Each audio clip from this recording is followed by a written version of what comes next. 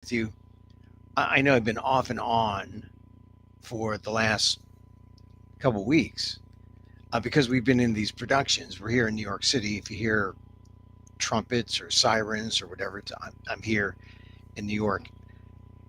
I just finished the Frigid Fringe run, the Frigid Festival of my show, Emil, Amok, Lost NPR host.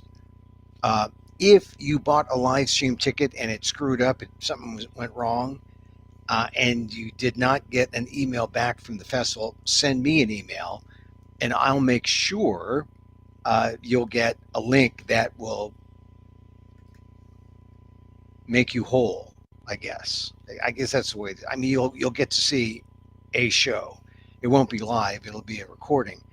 But they had all sorts of problems with the tech, which was sad because it was intermittent, and there were some shows that people saw live stream of Emil Amok, Lost NPR host, and they loved it, and they weren't related to me.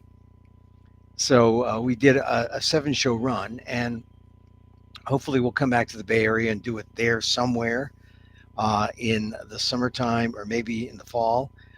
Trying to move it around, get it ready for maybe a broader 2024 run.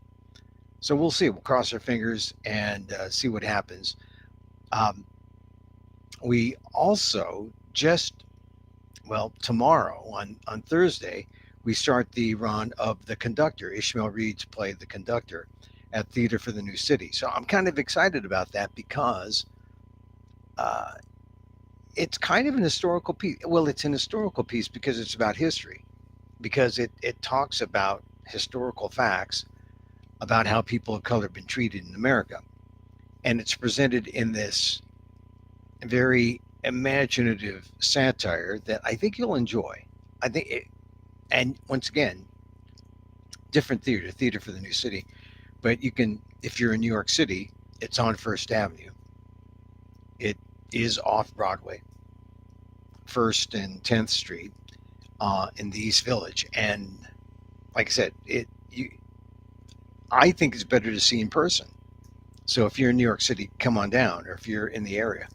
But if you're not, you can see it live stream, and I think they have a slightly better setup. So check it out, theaterforthenewcity.net. Get your tickets.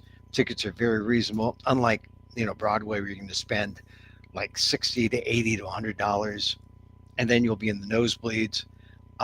Here at Theater for the New City, the tickets are like $18. Maybe there's a service charge. I mean, it's fairly inexpensive.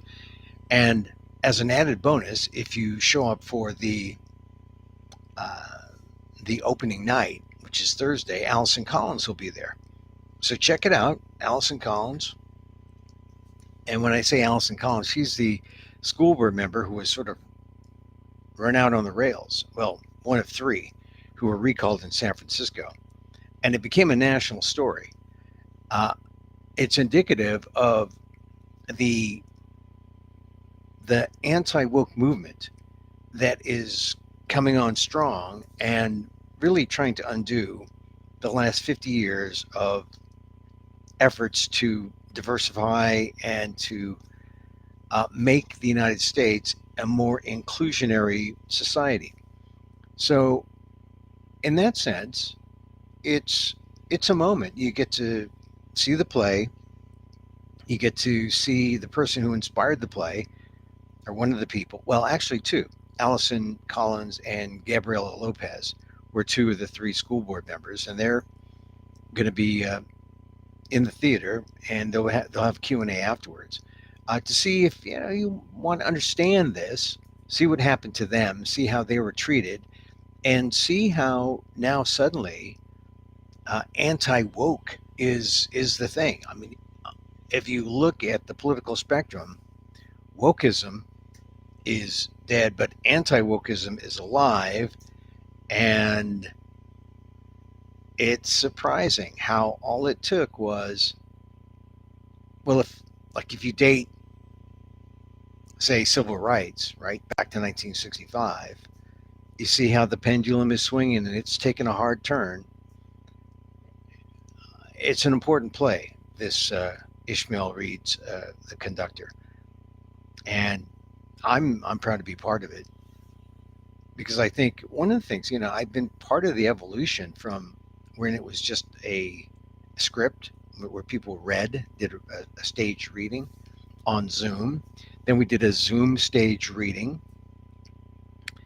and then Ishmael went several drafts in, changed some things. We see the evolution to a full production script, and then you put it on stage. I think it's been about a year and some months, and maybe 13, 14 months.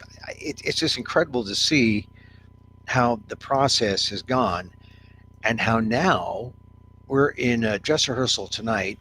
The opening's tomorrow. Pretty incredible how just being on stage live just makes so much difference. I mean, you see bodies in space moving around, in dialogue, in argument. Now, in Zoom, it's just a flat argument dialogue, almost like radio. But I just know that having experienced it as a participant in Zoom and then now seeing it transformed on the stage, man, it's a powerful play. So check it out, The Conductor. Ishmael Reed's new work. I was thinking about just my involvement with Ishmael over the years. I mean, I first met him when I was a graduate student at WashU in St. Louis, and I just remember I was taking a creative writing class with this one prof, and he told me, "Oh, maybe you should stop writing about Filipinos for a while." And then I told that to Ishmael, and Ishmael said, "Put those Filipinos back in there." He's an inclusionist, has always been an inclusionist. And back then, we were just beginning to imagine what would society be like if we were all inclusive, if American society was as wonderfully diverse, if it reflected the true nature of its people. I mean, it was kind of an exciting time, the 70s, the 80s, right? We were like moving toward an ideal. Look at where we are now in 2023, when the leading Republicans running for office herald this anti-woke or anti-woke all the way. What does that tell you about where America's going? And in many ways, Ishmael's play is a response to that anti-woke streak that has overcome America. And it's almost as if, he lets you know why it's important to know your history, because if we know history, we know that this is a pattern. It's happened before, and maybe we could begin to think about what we could do, how to fight this back. Because this is not the first time we've seen these kind of anti-woke things. It's just the first time that it's really kind of consolidated, and it seems to be coming down all at once, and it's actually the banner of one of the two most prominent political parties in America, the Republican Party. Anti-woke, that's their platform. It's kind of scary, because either they're saying, yeah, we're happy with the 30% of America who are that anti-woke and that racist, or they're saying, hey, we're going to convince a good majority to join us, and then what kind of America will we have? I mean, that's kind of the scary thing. Anyway, I have a rehearsal at 6. I thought, what I'm doing some new things. Because I had to do some promotion about my play, Lost NPR host Emil Amok, I discovered Instagram. I know Emil, Instagram has been around a while. Yeah, people who know my story about Instagram know why I'm not on Instagram. And I find myself here on Facebook and on Twitter. I preferred those outlets, but now I'm looking at Instagram and I'm saying, wow, why have I forsaken you? Now TikTok, I know why I've forsaken you. It's because uh, I'm still a little skittish about Instagram, but or about TikTok, but Instagram. I found out. Look, I usually do these 30-minute to an hour programs live on Facebook and also on YouTube. But now I'm going to do these reels, and reels are great because they're only like 60 to 90 seconds. And you'll like that better too, because you'll say, oh, he's going straight to the joke here now, or he's going straight to the point. So you'll see me put up post reels on, I guess they're only posted on Facebook, on Emil Guillermo Media on Facebook. So if you're a YouTuber or a Twitter folk, you may not see the reels there until I figure out how to like spread them there. But I'll be doing these reels, and you can see it on Facebook at emilguillermo.media. So that's kind of the new thing, that I won't take you along on a, 1 hour, 2 hour journey anymore. Although, when I get Dan Gonzalez with me, hey, all bets are off. I'm sorry. We just like to talk. So I'm going to go prepare now. And actor prepares for the dress rehearsal tonight. It means I have to put on my dress. And yeah, but yeah, I'm having fun in New York. I mean, when you're doing a play, you're kind of focused on that. So your day is spent kind of resting up for your big moment. And I really have just one small big moment.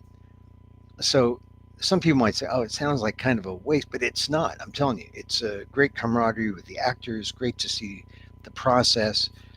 And to think, when I graduated from college, I thought, oh, maybe I was going to go to Chicago and try the theater and the improv circuit there right out of college. I mean, what was I thinking, right?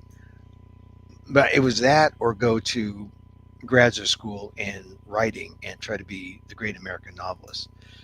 I chose that, and look at me. I'm live streaming to you now. So yeah. Anyway, all right, look, we're going to cut it here. Cut it short here. I don't have all my bells and whistles. I don't have all my gizmos. But just a reminder, The Conductor. Ishmael reads The Conductor. Read about it. I wrote my last column on Inquirer.net, and also on the ALDEF, the Asian American Legal Defense and Education Fund, aldef.org/blog. I write about Ishmael and the play The Conductor. And it really is based on the premise that what if Indian Americans were treated like Japanese Americans when the leader of their country of origin or their ancestral home goes a little batty, and their fate is tied with how the United States deals with that leader. Do they get incarcerated? Do they run? I mean, that's sort of one of the premises in Ishmael Reed's The Conductor. And then, of course, the Indians have to go to Canada to catch flights from India, or from Canada to India. Hence, they have to form a new underground railroad. Hence, the need for The Conductor. All right, so I've given you enough to kind of tantalize you. This is a good play. Ishmael Reed's The Conductor. Check it out. Opens Thursday, March 9th. Runs to the 26th. I'm in it. A small part. You blink, you'll miss me. Actually, if you blink, you won't miss me, but I won't be there. But, when you see me, you say, oh, there's Emil. All right. Catch this on the replay on amok.com. Like I said, just go to emilguillermo.media, and I'll put little reels. I'll put those Instagram reels, shorter, to the point. Basically, all I'm talking about is how you got to see The Conductor by Ishmael Reed, okay? All right, a little bit of meditation. Loving kindness, metta. It says, as I wish for me, I wish for you. May you be safe. May you be happy. May you be healthy. And may you live with ease. Emil Guillermo here. Hey, check out the PETA podcast on the Oscats, the Oscars on Sunday. We'll talk about that before we're gone. We'll do a couple more of these. It just depends on if I'm feeling live. It's all about being live. Till next time, Emil Guillermo. Mahal Kita.